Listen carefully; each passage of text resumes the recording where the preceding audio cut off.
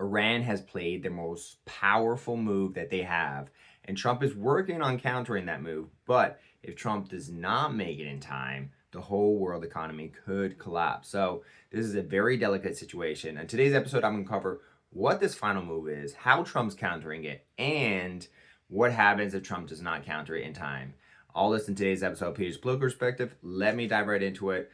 This is kind of exciting because on the one hand, we're on the brink of world economic collapse, but the good guys always win the end. So technically, it's all going to work out. Basically, Iran said, we're going to shut down the Strait of Hormuz, which is where 20% of the world's oil flows through. So by shutting that down, it causes a massive negative effect on the supply chain of oil, which is the lifeblood for the worldwide economy. And when you shut down that much oil, the whole world economy could experience massive inflation because oil prices go up, everything goes up. And in a very delicate economy, that could crash the world economy. So this is a delicate situation. But of course, Trump has a plan. He knew that this is a possibility and he is countering. What is Trump's counter? If you like these videos and Trump's chess moves and all these analysis, hit that subscription button because I love talking about Trump. What is Trump going to do? Trump has a counter move. You see, normally when ships go through the Strait of Hormuz, which again is right next to Iran and all these Muslim countries, it is a dangerous situation. So what they normally do is they get private maritime insurers. And these are normally done through the Lloyd's of London. In other words, normally ships that go through the Strait of Hormuz, which is this stretch in the Middle East of water where 20% of the world's oil supply goes through. And what they do is they say, we're going to get that private insurance from London.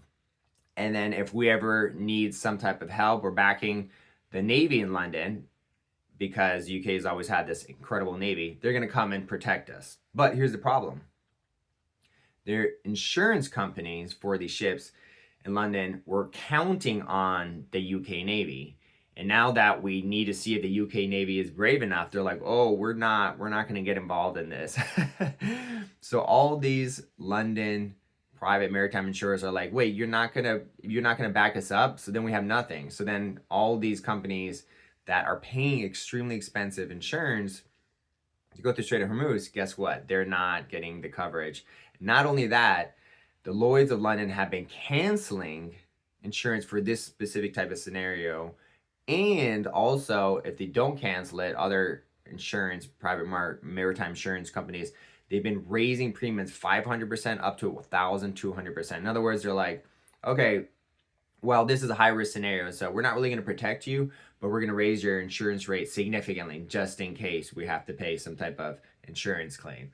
So as a result, all these oil tankers, all these companies are like, we're not going to the Strait of Hormuz because the insurance we're paying to protect us is not working. UK is not sending over their Navy to protect us, and we don't want all our ships full of oil to be blown up, right?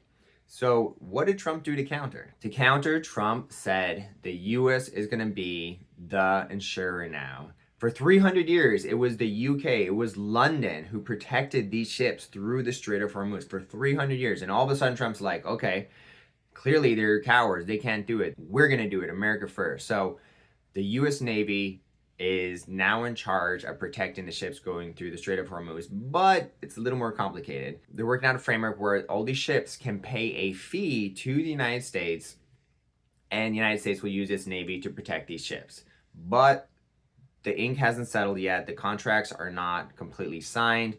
It's going to take a few days, and every single day where ships do not flow through the Strait of Hormuz, the oil prices go up, the world economic situation gets more fragile. So hopefully in the next few days, they get these contracts signed and ships start flowing through. Only one ship has even attempted, and they successfully made it through the Strait of Hormuz. One ship. So this is a very delicate situation. There's 140 ships waiting outside of Strait of Hormuz, waiting to go through. And they just need assurances, hey, we're not going to be blown up, because Iran's like, we're going to blow up every single ship that goes through the Strait of Hormuz. So what is going to happen? Will Trump get these insurance situations sorted out And will the Navy be able to protect these ships? Well, they're working on the contracts right now, and we only have 12 Navy ships, and there's 140 ships out there. So to say we're going to escort each one through the Strait of Hormuz when most of our Navy ships are focused on the war right now, it's not as simple as it seems, and it's not going to be an easy solution. Additionally, even with the 12 Navy warships in the Strait of Hormuz right now, the U.S. government has admitted if a tanker tries to go through the Strait of Hormuz right now, there are enough missiles that a few could slip through and blow up that oil tanker. In other words, the Strait of Hormuz is, as I'm speaking right now, still shut down, still dangerous, and tankers should not flow through. So Trump's plan is they're continuing to destroy all these missile sites that would strike these tankers, and they're working on this paperwork to provide insurance so that when the insurance papers are all signed and these ships are ready to go through, all these missile launchers have been destroyed, and then Trump doesn't need to like escort every single one with a Navy battleship because it'll be safe again. That is the plan, but he has to destroy all these missile launchers quickly. He has to get these contracts as private insurance signed quickly, because if he does not, if let's say it gets shut down for 3 weeks, or it takes a long time to shut down these missile launchers and get everything signed, it will have a very negative impact on the world economy because, as I said before, this makes crude oil prices go up, which makes gas prices go up. And since gas is the lifeblood of the entire world economy, gas prices go up, prices of everything goes up, which means inflation goes up, everyone's money buys less, and as a result, what ends up happening is at some point there's a tipping point and stock markets really start collapsing. I mean, the stocks have already started going down significantly, but they could go through some type of major collapse and maybe recover, but it could be catastrophic. So Trump's aware of the situation. He knows how delicate it is. He's working on it.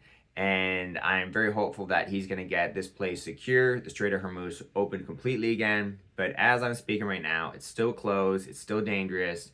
And Iran has effectively done a good job at shutting it down. But when Trump opened this up, he will effectively have countered Iran's final, most powerful play. Iran has no more cards to play, and it's over for Iran. This is their final hurrah, their final tantrum, their final attack. And once it's countered, we have basically nullified any last threat that Iran has, other than a few missile launchers here and there, which Trump's going to take care of with all this military might.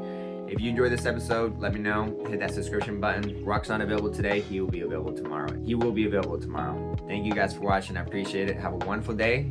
Peace out.